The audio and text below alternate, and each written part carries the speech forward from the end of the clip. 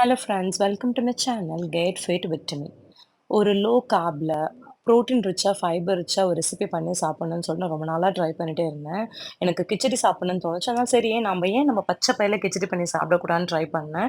இதுக்கு ரெசிபியே இருக்கு போலருக்கு. பட் ரொம்பவே நல்லா இருந்துச்சு. இதுக்கு வந்து 1/2 கப் பச்சை பயிறு கூடவே வந்து 1/4 கப் அரிசி 2 ஹார்ஸ் முன்னாடி ஊற வச்சுக்கோங்க.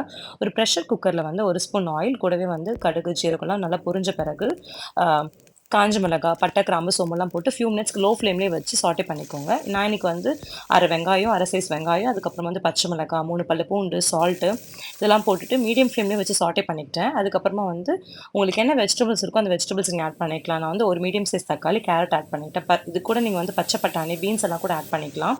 அண்ட் மறக்காம வந்து கொஞ்சம் பெருங்காயம் ஆட் பண்ணி சாட்டே பண்ணிக்கோங்க.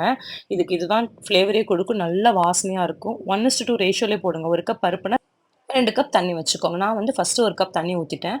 அதுக்கப்புறமா பார்த்துட்டு இன்னொரு கப் ஆட் பண்ணிக்கலான்னு பண்ணேன். நீங்க வந்து ஸ்டார்ட்டிங்லேயே வந்து 1 கப் பருப்பு சேர்ந்து எடுத்துட்டீங்கன்னா, பருப்பும் அரிசி எடுத்துட்டீங்கன்னா, 2 கப் தண்ணி நீங்க தாராளமா ஊத்திக்கோங்க. ஒரு கொதி வந்த பிறகு நீங்க என்ன பண்ணுங்க, சால்ட் செக் பண்ணி பார்த்துட்டு, கொஞ்சம் ஒரு கொதி வரணும். அந்த பபிள்ஸ் வந்த பிறகு நீங்க வந்து பிரஷர் குக்கர்ல 4 விசில் வச்சு எடுத்தீங்கன்னா, சூப்பரா மலர்ந்து வந்திருக்கும். நல்லாவே தெரியும் உங்களுக்கு. மேல நெறைய கடுகு இருக்குன்னு நெனைக்காதீங்க. எனக்கு கடுகு ஃப்ளேவர் ரொம்ப பிடிக்கும். இது நல்லா பொரிஞ்சு வந்த கடுகு தான். தாராளமா சாப்பிடலாம்.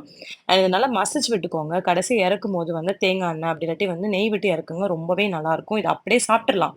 பட் இன்னும் நமக்கு டேஸ்ட்டா கிடைக்கணும். இத தொட்டுக்க வச்சு சாப்பிடணும்னு தோணுது. அப்போ நீங்க என்ன பண்ணுங்க, கியூக்கம்பர் சாலடோ இல்லாட்டி அனியன் ரைத்தா வச்சு சாப்பிடுங்க. ரொம்பவே நல்லாயிருக்கும்.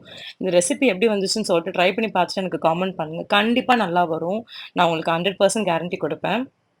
ஸோ இந்த மாரி டயட்ல இருக்கும்போது, அன்வான்டட் கிரேவிங்ஸ் நமக்கு நெறையாவே வரும். அதெல்லாம் நம்ம இந்த மாரி கில்ட் இல்லாம ஃப்ரீயா சாப்பிட்டு நம்ம என்ஜாய் பண்ணிக்கலாம். ஸோ நான் உங்களுக்கு அப்கமிங் வீடியோல நெறைய இந்த மாரி ரெசிபிலாம் போஸ்ட் பண்ண ட்ரை பண்றேன். ஸோ உங்களுக்கு இந்த வீடியோ புடிச்சிருக்கும்னு நெனைக்கிறேன். ஸோ கண்டிப்பா மறக்காம லைக் பண்ணுங்க. உங்க ஃப்ரெண்ட்ஸ் அண்ட் ஃபேமிலிக்குலாம் ஷேர் பண்ணுங்க. என்னோட சேனலுக்கு சப்ஸ்கிரைப் பண்ணுங்க. பக்கத்துல இருக்க பெல் ஐகான கிளிக் பண்ணுங்க. அப்ப தான் எப்போ வீடியோ போட்டாலும் உங்களுக்கு நோட்டிஃபை ஆயிட்டுருக்கும். எப்பயுமே சொல்றது தான். Stay happy guys. Stay healthy. I'll see you in another video. Until then, tata bye bye from Timmy.